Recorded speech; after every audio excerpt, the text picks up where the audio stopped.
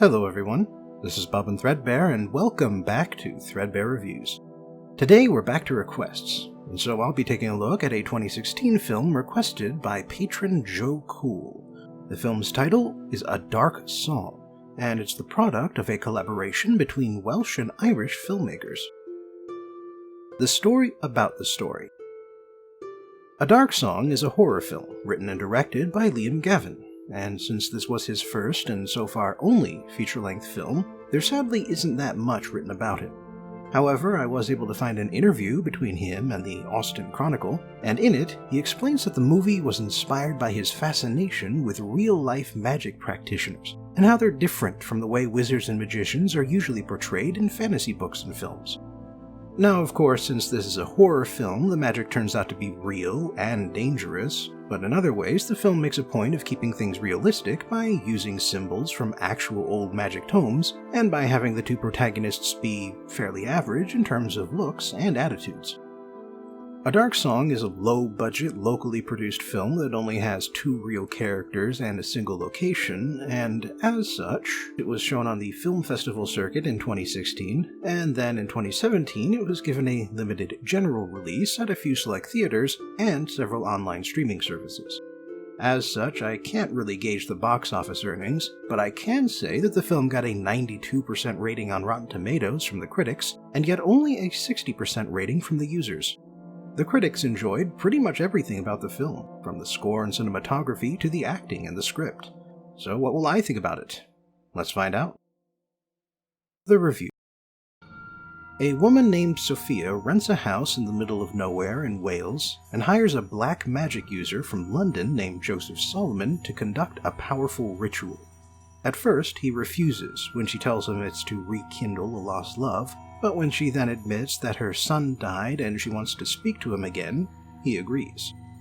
The two then embark on a grueling months-long ritual, and they blow up at each other more than once. After they complete the second repetition and nothing happens, Solomon realizes that Sophia is still lying to him, and she finally admits that what she really wants is to kill the teenagers who had killed her son when they were attempting their own black magic ritual. So Solomon resets the ritual by drowning and reviving Sophia, and then Sophia's guardian angel retaliates by having Solomon fall on a kitchen knife that stabs him in the side. Neither of them can leave the house at this point because of the ritual, and so Solomon slowly dies of infection as he tries to complete a third repetition. When he finally doesn't wake up one morning, Sophia discovers that all of his books have been struck out, and so she can't go on without him. With nothing else to do, she tries to leave the house, but her car won't start, and when she walks away, she ends up back where she started. After that, she gets tortured by demons who have come through from beyond reality because of the ritual, but eventually she gets rescued by our guardian angel and asks him not for vengeance, but for the power to forgive. And once the ritual finally ends, she sinks Solomon's body in the nearby pond and drives away. Much like the other reviewers, I have to admit that the music and cinematography of this film are incredibly good. In general, I prefer movies that have strong, memorable themes, but with a film like this, it's as good or better to have an atmospheric score that emphasizes the mood but otherwise stays in the background. And that's just what you get in A Dark Song. As for the filming, one big thing they did was they began with a lot of bright daylight shots, and then they have the film slowly get darker and more claustrophobic as the ritual progresses. It really emphasizes how the two characters are descending to someplace dark, far away from the safety of the real world. The magical elements of the movie are remarkably well researched, at least to my understanding of the field. Now, the ritual does combine a lot of magical practices from Chinese Taoism and Western demon summoning, but then that is true to reality. A lot of modern practitioners are fully willing to mix and match magical traditions from all around the world. The character names, however, are definitely inspired by Western traditions. Joseph Solomon is named after the wise interpreter of dreams in Genesis, and the Hebrew king, who supposedly had an army of demons at his beck and call. Sophia's name comes from the Greek word for wisdom, and in the Gnostic tradition, she is the feminine form of God, and the spark of truth that hides behind the illusion of materiality.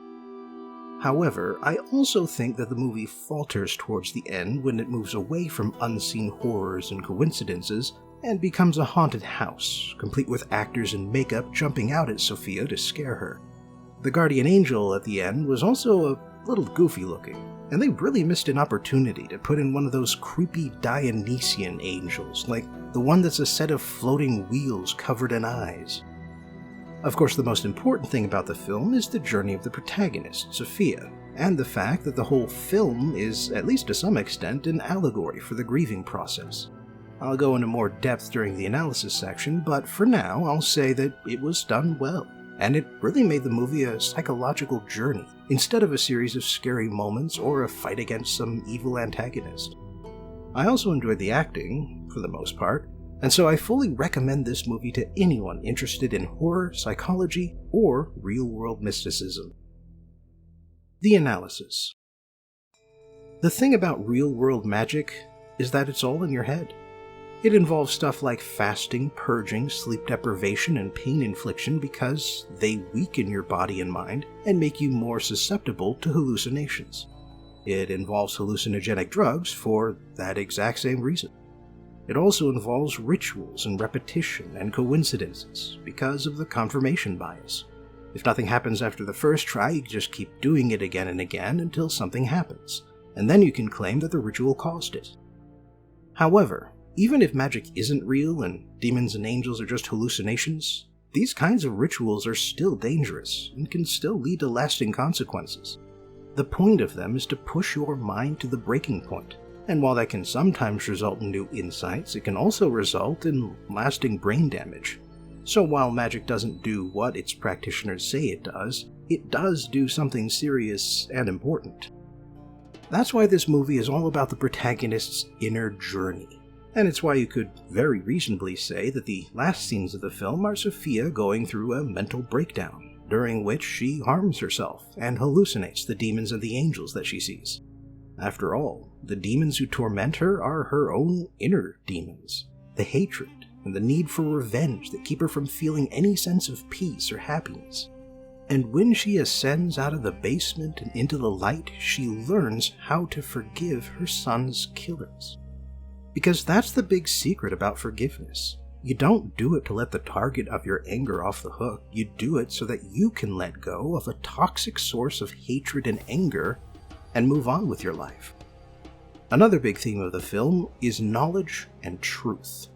Something Solomon says during the film is that black magic is not about seeking power, but about seeking truth, even if that truth happens to be scary or contradictory or blasphemous. Something else we see is that every time Sophia lies about her intentions, something bad happens. And on the occasions when Solomon lies, he also suffers. Lies cause harm, whether you lie to yourself or to others, while the truth, even if it's an ugly truth, gives you freedom and power. Plus, it helps you find the right way to go. And when you're lost inside your own head, finding the right way to go can be just about the most important thing in the world. Thanks for joining me again for today's Threadbare Review, and I hope I'll see you next time. Until then, please remember to like, share, and subscribe, and if you have a little extra money to spare, you can support me on Patreon. Link in the description.